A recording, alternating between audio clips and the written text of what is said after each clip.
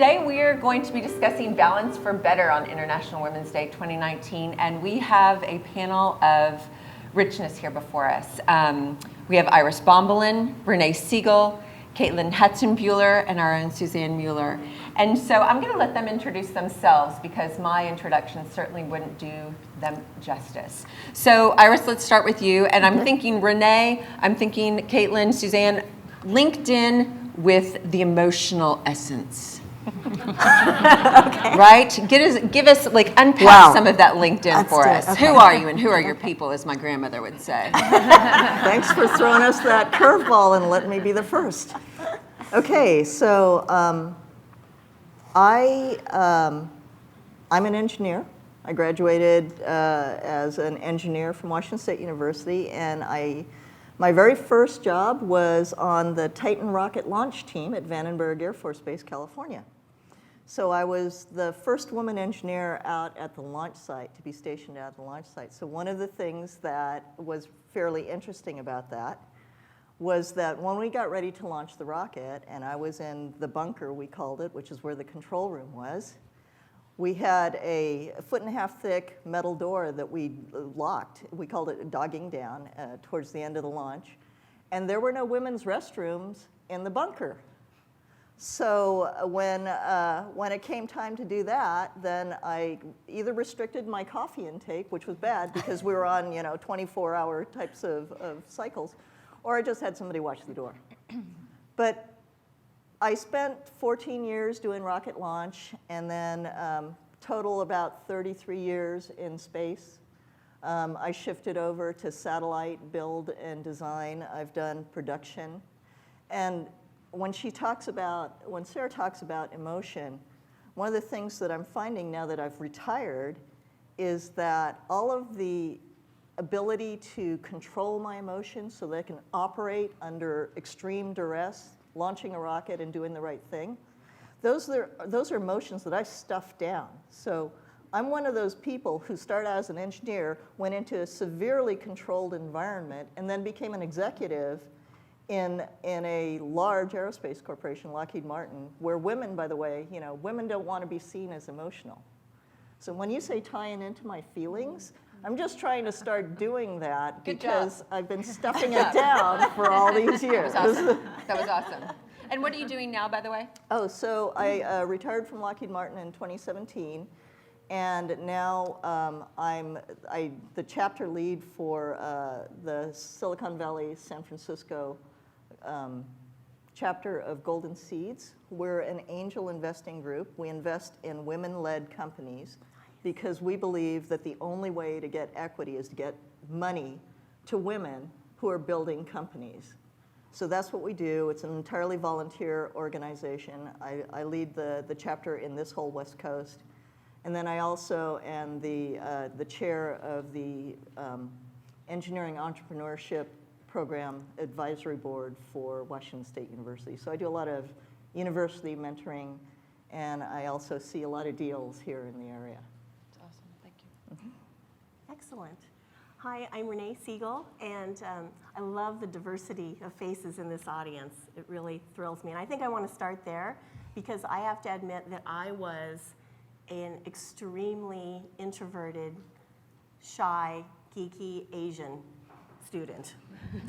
And I freely admit that. I was the one who wanted to be invisible in the back of the class with my glasses and braces, and I really did not develop a voice until later in my career.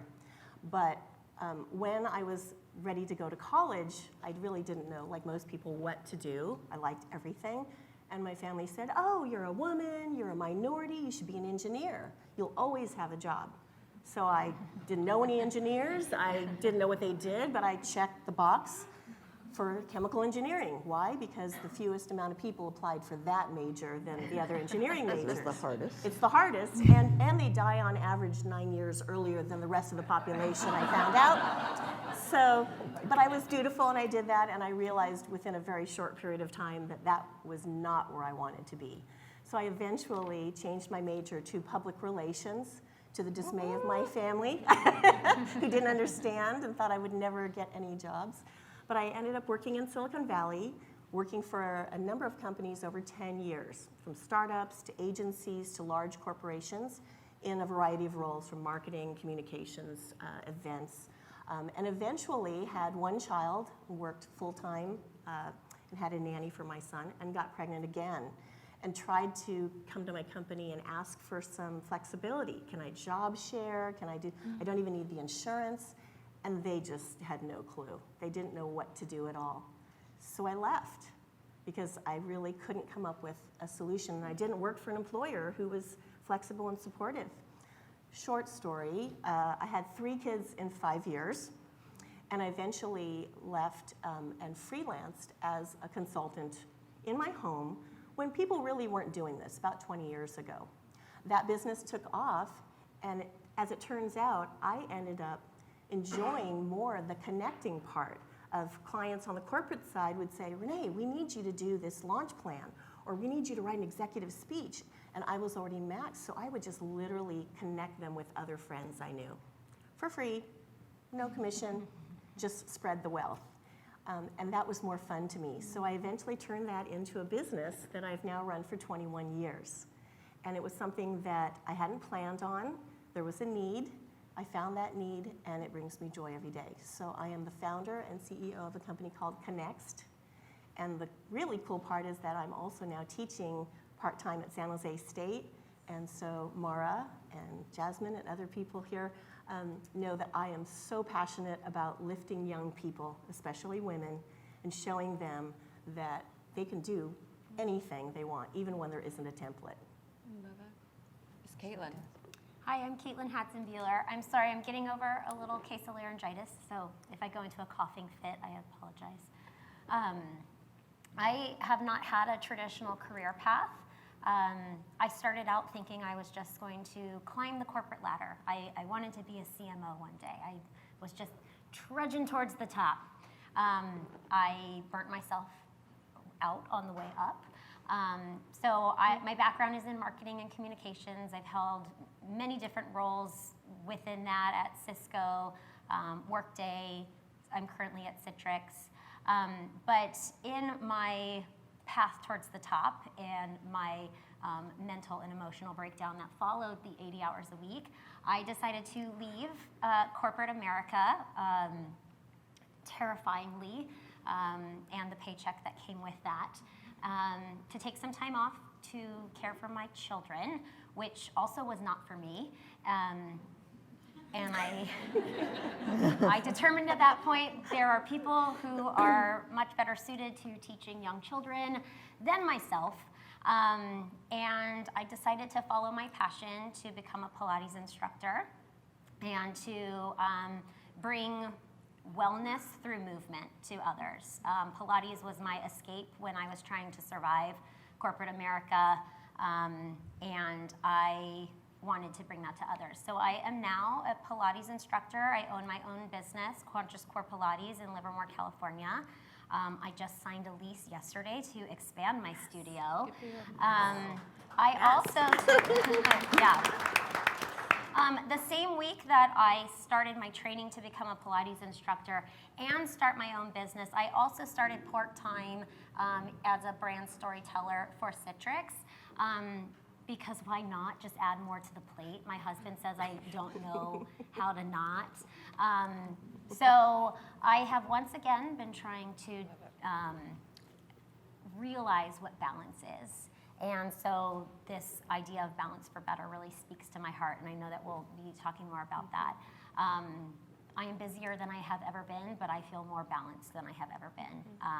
And there's a couple things that I've done for that. So I'm so excited to share that with you today. Good morning, everyone. I am Suzanne Mueller. I am the Senior Vice President of Industry Relations for Realtor.com. Great to see all these familiar faces in the crowd. And a big shout out to my team that's watching remotely.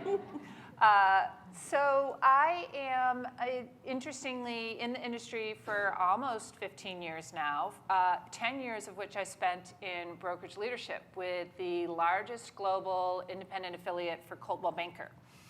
And so I got to know many aspects of the business there, but as many of you are aware, it's a very male-dominated environment, and it's always been an education on a lot of levels, whether you're working in the brokerage world, whether you're working in the MLS world, whether you're working in the association world. So that's been very interesting, and a passion of mine is to bring more women into this world, because I think we have a lot to add.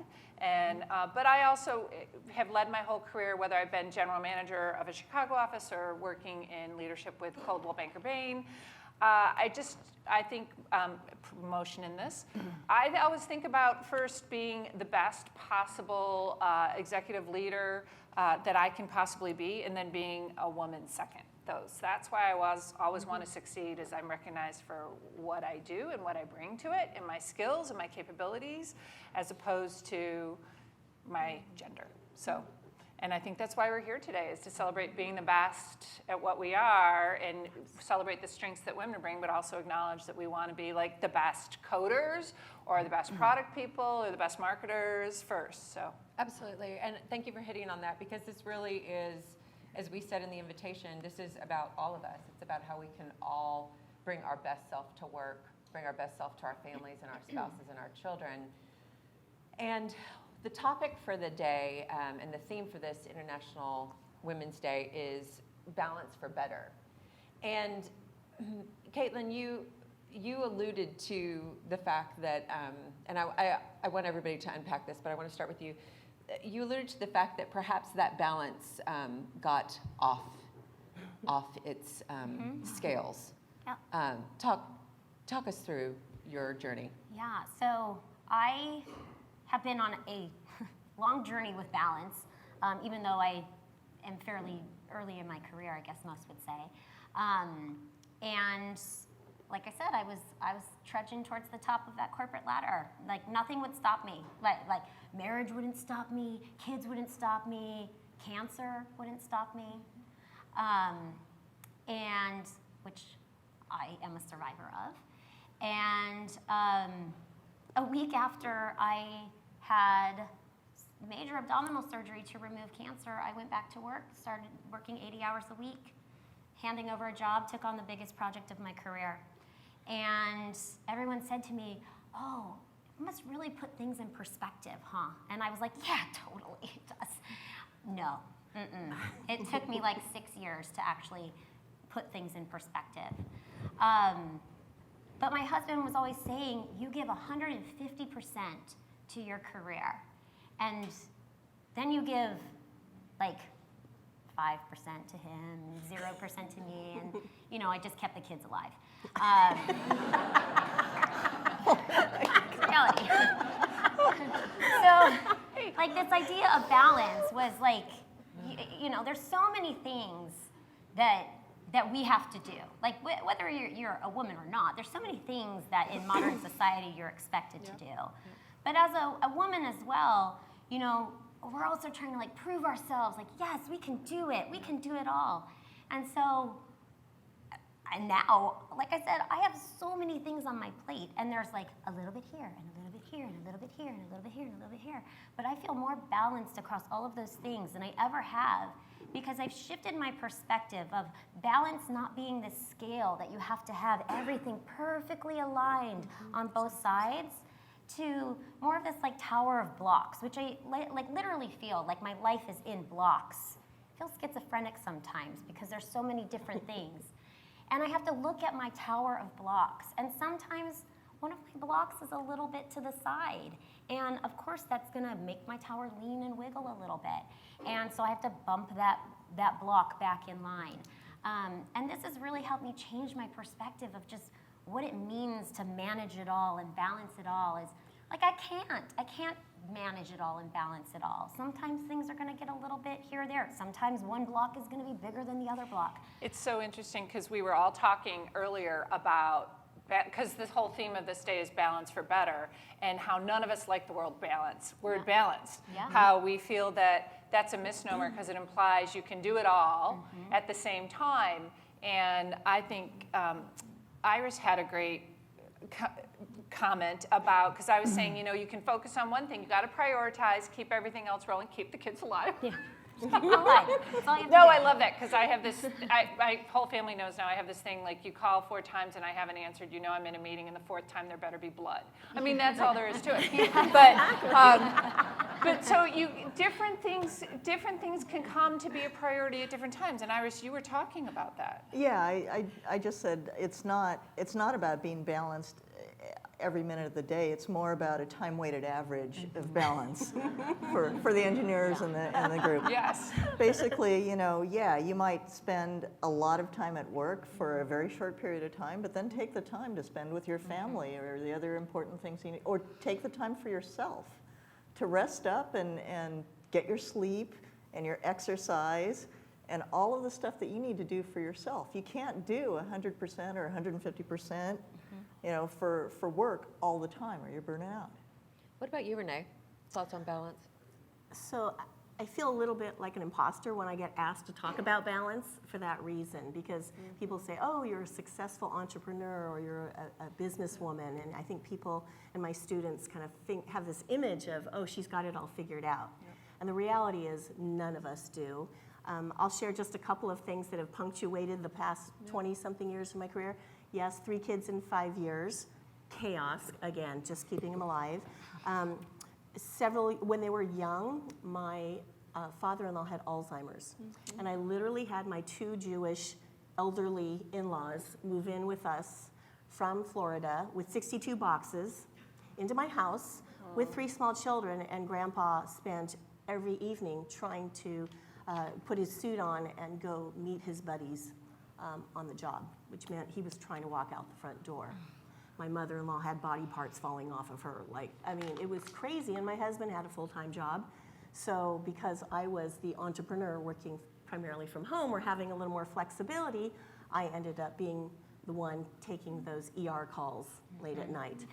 Several years later, I had a business partner who embezzled hundreds of thousands of dollars from my business after the dot-com bubble burst, and she continued to help herself to whatever she wanted.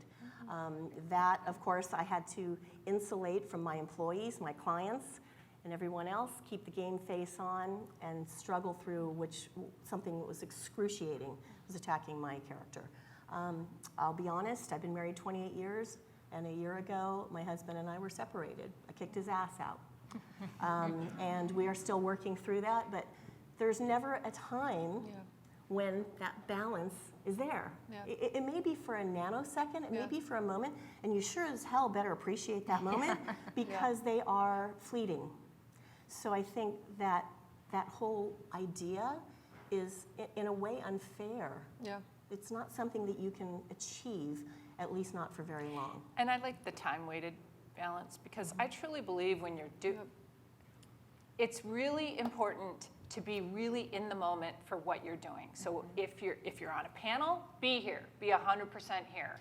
If you are with your family, be there, be 100% there. So it's about choosing, making your choices, setting your priorities for me, and then committing 100% to that. But we do face some incredible challenges. I mean, we all do, right? Wherever we live, whatever our circumstances, we're all facing challenges. But being a woman does have its own goodness that comes with it. And Iris, I'm sure that being a female engineer at Lockheed Martin was colorful.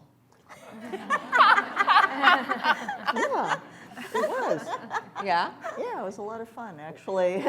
What were some of the, can you share some of the moments, maybe some of the unique challenges that stood out for you and how you overcame it? Early on in my career, I was really blessed because I had a lot of mentors. Mm-hmm. I hired into Martin Marietta at the time at Vandenberg, and I was one of the few very young people who were being hired to begin with, and I was the first woman out at the launch site. So I later learned that my group lead engineer went around to all of the different areas and said, look, I'm hiring a young lady. Take down all your girly pictures and watch your language. So that was nice. Thoughtful. But I was coming straight out of college, and I probably knew more dirty jokes than the technicians I was supervising. But what I found was it was an entirely white male group, by the way, almost entirely white male. But what I found was I gave them the respect for their knowledge, and in return, they took me under their wings. Technicians and engineers mentored me, and this is really important, guys. You need to mentor these women, right? Because the only way for women to get ahead, there aren't that many of us at the upper echelons. Guys are the ones who are already there, and to be mentored by somebody who already knows how to speak the language is fantastic. And I learned the vocabulary and the inside jokes and all of that because they took me as one of their own. But one of the things that we talked about is that I'd never wanted to get hit on as a young woman out there, and it was a very insular group. So I did, become one of the guys. And a lot of it is dressing like the guys. I've been told that my communication style, because I've been in a predominantly male field. I mean, I retired as the VP program manager of a major military space communications satellite program, so dealing with the Air Force and also dealing with the Navy. My communication style is very direct and more like men. And I took that on because those were my mentors, and also because that was the field that I operated in. So I have to change my communication style a little bit when I'm talking with women who haven't worked predominantly in a male culture. And that's something that I think is very interesting, because what I found was everybody wants to be spoken to in a way that they understand. It's not the golden rule, do unto others how you would like to be done unto. It's really try and meet that person where they are, and it may not be how you think or how you feel or how you communicate. And that's really important. I adopted the dominant white male culture, and I mentor people of color and women so that they understand the dominant white male culture, but I also think that we need to shift. And that talks, a lot of really good companies are working on unconscious bias and teaching about white male culture. And I think that's really important, because eventually we'll have to meet at the middle. Yeah, and I certainly hope, though, that we've come to a new place, which is that the advice isn't that you need to show up and be one of the guys, but that you can be yourself. Mm-hmm. Yeah, and that's the thing that I think is really important, right? It's important for women to be able to see other women who are succeeding as women, not as little men. Mm-hmm. Yes. Yeah. Oh, Excellent. love that. Other thoughts on what have you guys overcome? Have you overcome anything, or has it just been easy? Oh, So easy. how provocative. Unique challenges. How So did you overcome them? provocative. Well, I just remember, and I hate pitting the men against women. Yeah. But I remember this time in my career where I was really working hard and was I was really, really successful, and I was getting a lot of attention from a lot of executives. And then all of a sudden, I, 2 separate times, got 2 male bosses, and both of them started taking credit for my work. And I was dumbfounded that hey, that's mine. I want to share the wealth. This is for the good of the company, but so much so that it wasn't even given a nod of this. And at one point, one of these male bosses said, "You can't come to that meeting with the CMO anymore. This is for us up here." And I was like, wait a minute, I do everything for this project, everything. And he's like, well, you're not really a leader. And I'm like, wait a minute. Everybody listens to me. I am a leader. I might not have the title, but everybody calls me up and looks to my direction and my strategy. And I straight up said to him, no, this is my project. I'm expected to be at that table, and I will not leave that table. And I didn't. And I got a lot more respect after that. Is that right? He never asked me to leave that table ever again. Probably because I wouldn't. Drag me, kicking and for you. screaming. Kicking and screaming. Fantastic. But I had never experienced anything like that in my career before because I'm like, oh, sunshine and rainbows. And I remember just like talking to my family, just so shocked that that could happen. And and that is something that I've really embodied in just who I am now, is like, I will not compromise who I am. I am crude, and I am silly, and I cry sometimes, and I did have an emotional breakdown, which is why I had to leave corporate, and that's totally okay. And I'm a Pilates instructor now, and everything I do is like really touchy and feely and get involved with your emotions. But I refuse to compromise. I refuse to be told that I can't do something or that something I do is not good enough. I am absolutely open to feedback, and I want feedback. But if somebody comes to me and says, that's not good enough, or you're not enough, I won't accept that, especially if it's a man. Suzanne, Suzanne, as many of us know who are working in technology and real estate, networks, the people around us can often be male. How did you create networks of people who support you, both male and female, in a way that? Well, first of all, I mean, because network is important. I mean, like, the point being is that, like, we can't do it by ourselves, right? We can't do it by ourselves. You need connections, and that's one of the things I think a lot of women bring to the table. Or they're great communicators, they're great empathizers, and that creates a connection both personally that then helps you professionally. I think I read a book a long time ago about how the reason men talk about sports is because when they're with each other, because that's how they kind of connect, because they don't know how to connect about other things. Take that for what it's worth. That was an old book. But I also think creating the network is about asking for help. Ask. I mean, what's the worst thing somebody can say? No. Great, thanks. That's all I needed to know. And you move on to the next person. Right. And it doesn't necessarily have to do with you if they say no. Nobody's for you or against you. They just might have something going on. So I think it's about asking. It's about always being open. Sometimes people approach you to give you help, and be looking for that.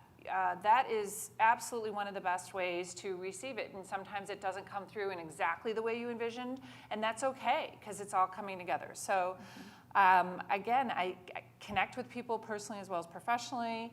I ask when I need help, and I also, a great way to get help, we talked about this earlier, is the whole what goes around comes around, or pay it forward, is offer to help. When I offer to help, I have people coming back later and saying, thank you so much, what can I do for you? How can I help you out? And that's what the most important thing is. Can I tag on to that? Please. So I've run my business for 20 years, and I don't cold call, ever. 99% of our business comes through referral, primarily because we do exactly what you say.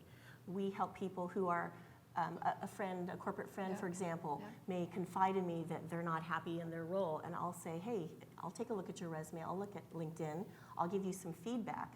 They will, of course, then leave and go to another company. Who are they thinking fondly of when they get to the next company and need marketing or communications help? They call us, right? So yes, I give away lots and lots of my time, but that's exactly what you're doing. You're paying it forward. You're actually creating. By giving, you will receive. And I think we live in an area that is so cutthroat in many ways, but women, I think, naturally maybe have a little more of that in their system. And if you, instead of looking at it as a weakness, because yes, you can give so much that there's nothing left as well, right? But if you do it strategically, I think that you can build a tremendous network of people who are like-minded, who are also givers. And that's what I've tapped into in my career. And do you add on anything differently for the students that you're networking or helping? I give them just as much of my attention and respect. They have access to the CEO. And yeah, I look at students, they're seeds that I'm planting. And I have to be honest, my team originally was like, why are we spending time with students? They're not generating revenue, right? I get it. okay. But 2 years later, right, they are in jobs. But even then, I mean, I mentored a few times for the School of Murrow at Washington State University. Really? Yes. Fantastic. And I love helping people out just because it's not even necessarily, it's about how to structure your LinkedIn. It's about how to write a thank you email. And they love it and they soak it up if they really want to succeed. I'm helping a young woman right now who's such a go-getter and she's so impressive and I just love her. That's why I'm helping her. Right. She's a national champion for skeet shooting. I mean, she's just incredible. Cool. But it's the little things you can impart, and then later, and you just keep up with them, and who knows where they're going to go. Like, I just want to be able to say, I knew so-and-so when. Like, I think that's just a great... Right. That's the And we're all lifting. friends now, and we're all friends, and, Right. and Yeah. like Marie Laurence is friends with Iris, and Gabriella used to work with Renee, and Mara knows Renee, and then Caitlin knew Renee, and then we all know Suzanne. So it's like, it's this world, right? It's this world of connections, and every person you meet, and every LinkedIn that you like, and everything that you do in which to, we're all a part of just this wonderful living moment of life. And so those connections are just mission critical. I think fostering that network and those connections as well is really important, and never taking them for granted. So it's not just the act of getting that connection, it's the fostering. Like, we check in every once in a while. All of the roles I've gotten have come from those connections that I've gotten, and that I've had, and that I've checked in, and I'm going to lunch with some friends that I used to work with after this, and that's all in my professional and quote unquote former professional life. And I have had this new realization of the power of my personal network, leaning on my spouse as my support system and my network, fostering my friendships as a part of that network. It's so important for us as women and women in the workforce to not just build our network here in our professional world, but to also build our network in our private and personal world as well, because they help us pull us out of that myopic view that we can get into as working women. Yeah, a few years ago, I guess it was more than a few years ago, but I remember this moment where I was giving so much of my own personal value to my work. Like, that was where I saw the essence of my value was in my work. And I remember thinking that if my work wasn't going to love me back, then I needed to just keep working harder. And I had a few really, really good friends, but those friends were working just as hard. And I was like, gosh, dog it, I got to get balance in my life. And so I can remember where I was on the street and saying, I have a commitment. My work right now is to invest in friendships and build a community of people who are going to love me, and I'm going to love them, and I'm going to be richer for it. And I remember I had to make it, though. I had to make it a task and a goal, just as I would anything that I was working on, because something had to change, because that's what's rewarding. But that's what I love, and that's something that you two have mentioned as well. Well, all of us have mentioned, and that is sort of the balance portion that when people talk about balance, it's fascinating to me. Like, if I asked all of you to draw a pie of the different components of balance to you, you'd have what, right? You'd have work, you'd have family, you'd have maybe a hobby or an interest. Well, what about yourself? And so you're saying you were investing in your network as yourself, you're investing in your health as yourself. Okay, so my dirty little secret is that I love to watch the morning shows, like I'm kind of the news. I'm obsessed with CBS right now. And Nora O'Donnell, though, said the other day, I know I'm quoting, but she said it's fascinating to her how, and women especially, spend more time on their hair or their nails than they do on their health. And I thought, wow, that is really interesting when you think about it. Whereas, you know what? I have to say, the men I know, and be it my brothers or the men I work with, they're really good about saying, I got to go running, then I can meet you for breakfast. Whereas I would be like, oh, I'm ready whatever time you want.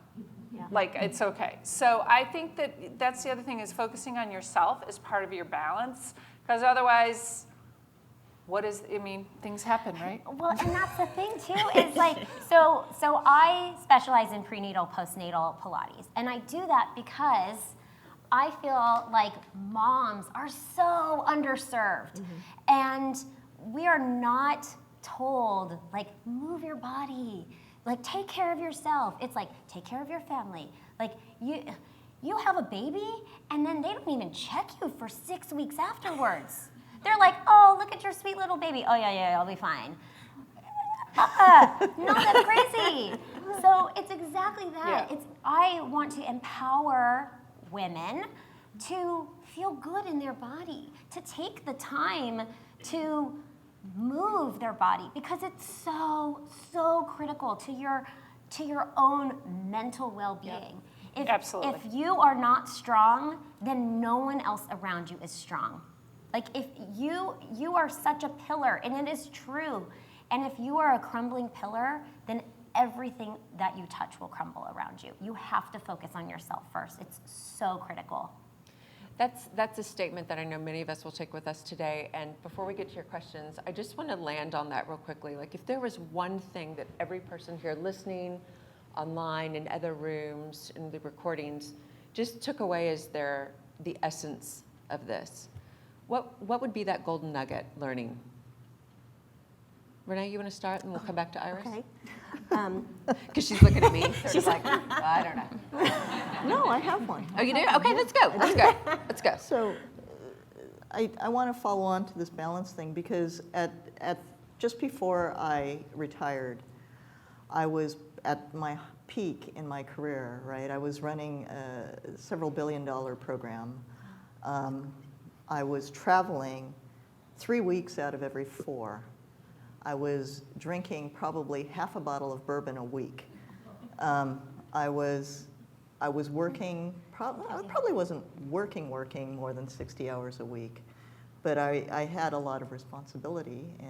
And what I found was, because I had lived in a lot of different places, because you do that when you're an exec, in every place that I was traveling, I always had some friends, and I always carved out time so that I could have dinner or meet with them. I would stay over, and I always did that for myself, and I also made sure that I could get my workouts in so that I could work out at least 3 out of 5 days, because that was what I needed to do in order to keep my sanity, really, because of all of the stress that was going on.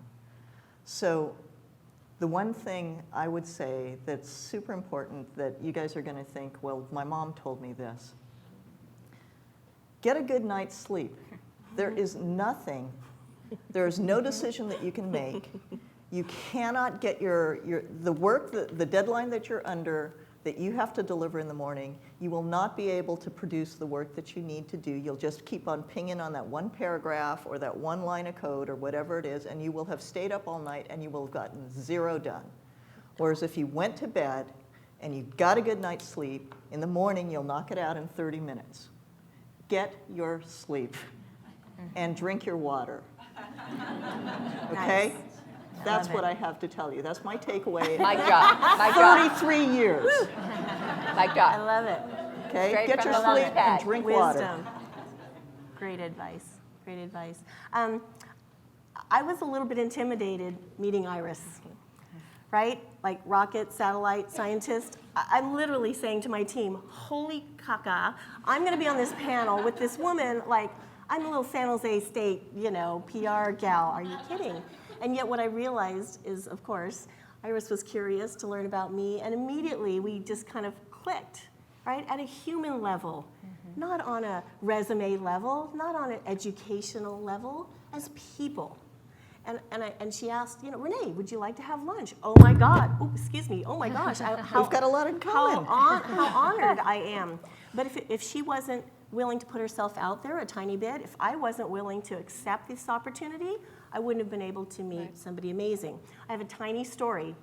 I spoke at San Jose State a few years ago to the Student Leadership Organization, which was literally 900 students, mandatory meeting on a Saturday morning at 9 a.m. So they did not want to be there. But every fraternity, sorority, or club on campus had to send their leadership to this conference.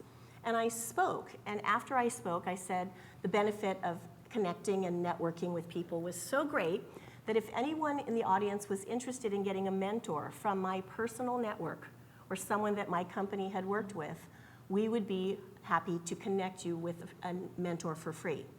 So there were 900 people in the audience. How many? 100 of them filled out the form that asked for an email, a major, and one line, okay? 900 to 100. We spent weeks finding kinesiology people, nursing wives of, right? Because these were majors all over the university. Out of 100 people who filled out the form saying they wanted a mentor, how many do you think actually followed up with the mentor after we introduced them? One. 30. None. No. Wow.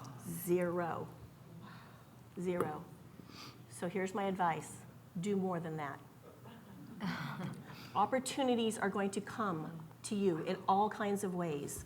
Every day, you have no idea what that person can bring you, what you can do for their lives. Do more than zero. Okay? Caitlin?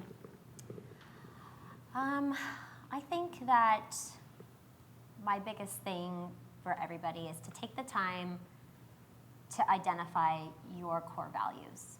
Like, what are the things that mean the most to you?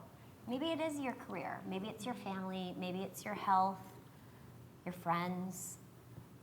Whatever it is, take the time to identify those core values, and then do not compromise. Do not lose sight of those.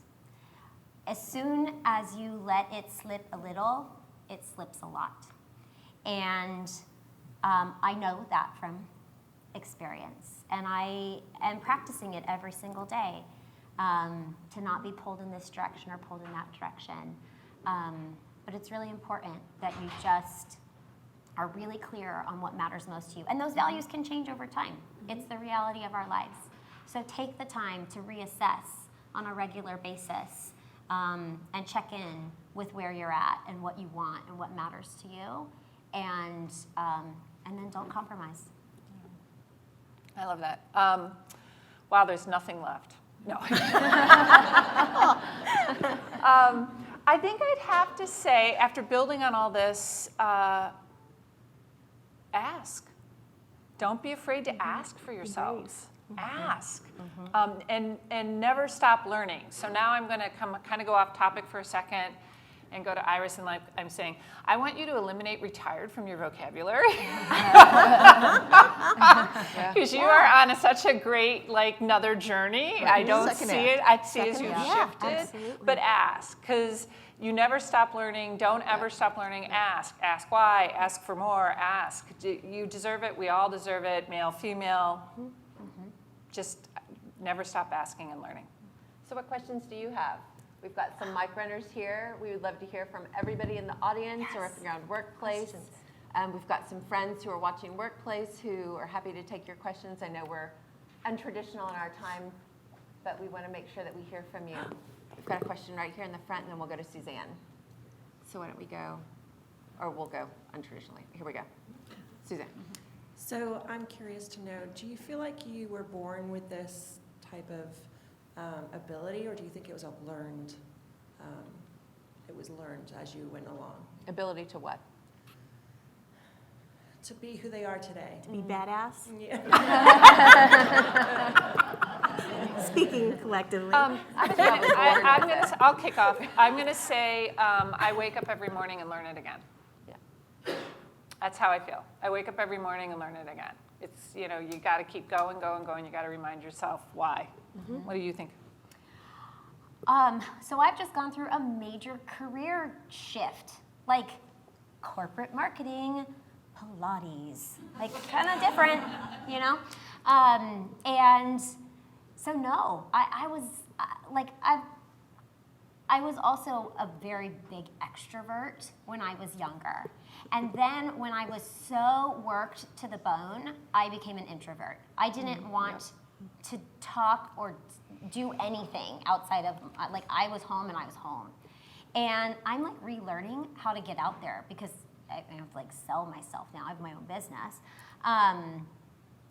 So no, I don't think I was born with it. It's terrifying. Every day I'm terrified, and then I'm like, no, I got this. And then I like text Renee and I'm like, oh my God, I don't got say, this. And "You she's like, you got this. And she tells me the same. Yeah. And so I don't think you have to be born with it. I think you just have to remind yourself of what your power really is. Yeah, I have to, I don't mean to interrupt Renee, but this is so funny. So I called my husband this morning. I'm like, I'm going to be on stage with a rocket scientist. Yeah. Yeah, right. Wait a minute, I am not making this up. Right. He's Yeah. like, No. ha ha ha ha ha. No, I'm like, no, really. Yeah. Yeah. And I have to say, my husband's one of my biggest fans, if not my biggest, and he did the same thing. So I'm sorry, Renee, go ahead. No, I was an introvert. I have to psych myself up every day to go teach my class. Like, what the heck? Why would they listen to me? To talk to a new client, I get butterflies every time I have to meet a new client. I mean, we work with the largest companies in Silicon Valley at the C level, at the VP level, and I have insecurities galore underneath. But I put my shoes on, I get out of bed, I do it, and I always enjoy myself. I always learn something. I always do have fun. But it is a challenge, and I just yeah. And sometimes you have to reach out to your network. And literally, a girlfriend of mine who works over at Stanford texted me this morning, "Happy International Women's Day. Have a great day, Renee." She doesn't know what I'm doing, but it was just enough of a nudge to kind of get me going for today. Fantastic. So I would say, no, I was not born to this. It's the same story, right? I think we all have our own insecurities, and you see somebody who's made it, who's been what you would consider successful, and you think, wow, they were always that way.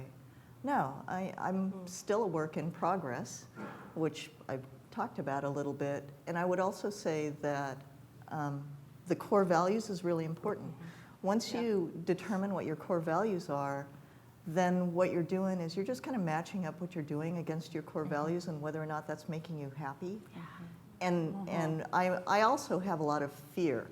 I had a lot of fear all the way going through my career. One of the things that you do, though, is you think, is it worth it? Is it worth it to do this thing? And the fear of failure, especially for women, right? I think men are little boys. Here's the difference, right? Little boys walking along, toddler falls down. Their dad picks him up and says, "Hey, slugger, are you okay?" "Sure, you're okay. Keep on going. Come on," right? Little girl falls down. It's like, "Oh, honey, princess, are you okay?" Unless you're Caitlin. Right? Yeah. Get up. But Are you alive? Is anything the broken? whole point is, Yeah, though, blood. Yeah. Is there blood? is that I think as women, we don't get encouraged to fail often enough. And that's one of the things that you have to be able to try, because for my generation, let me put it that way, you know, when you're the only woman in the room and you fail, you just failed for the entire gender, right? So you don't want to fail.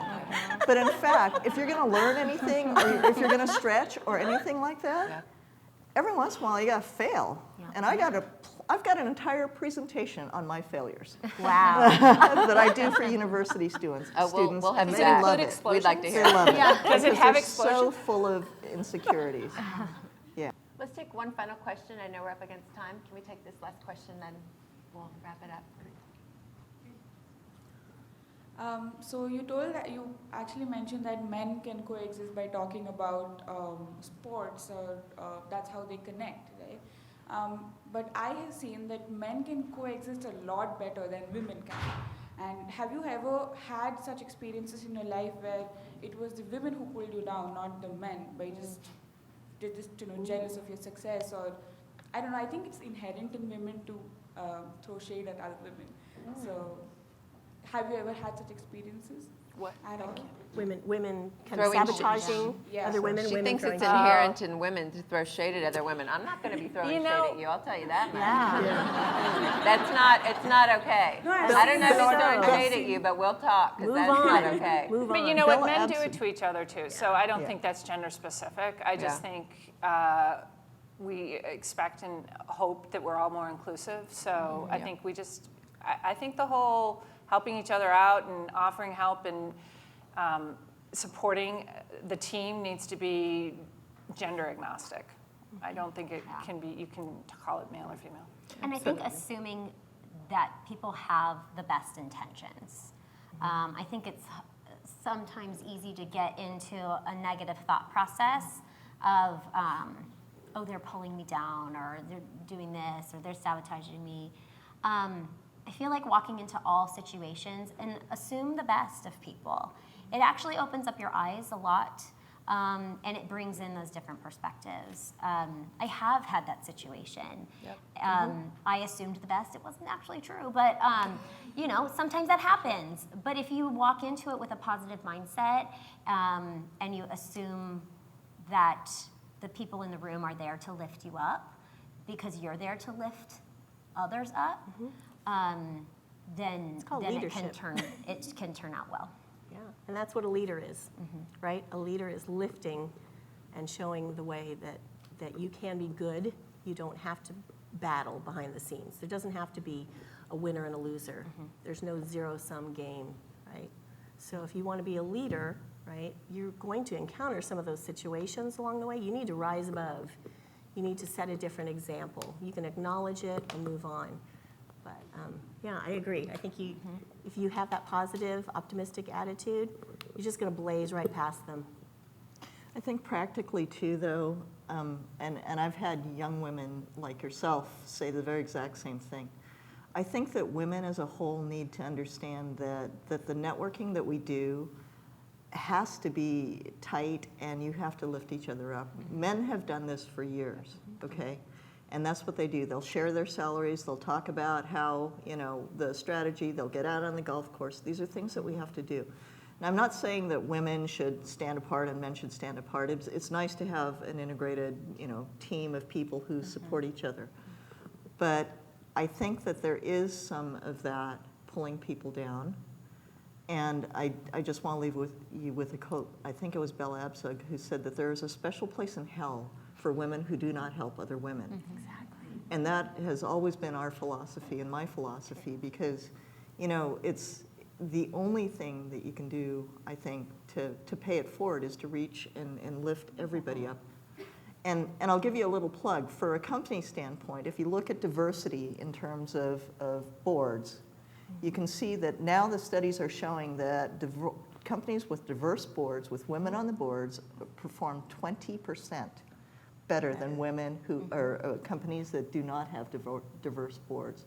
So we're starting to be able to show the economics of the fact that diversity provides better performance for a company. Can we all thank and give, as Iris said, grace to these panelists? Thank you.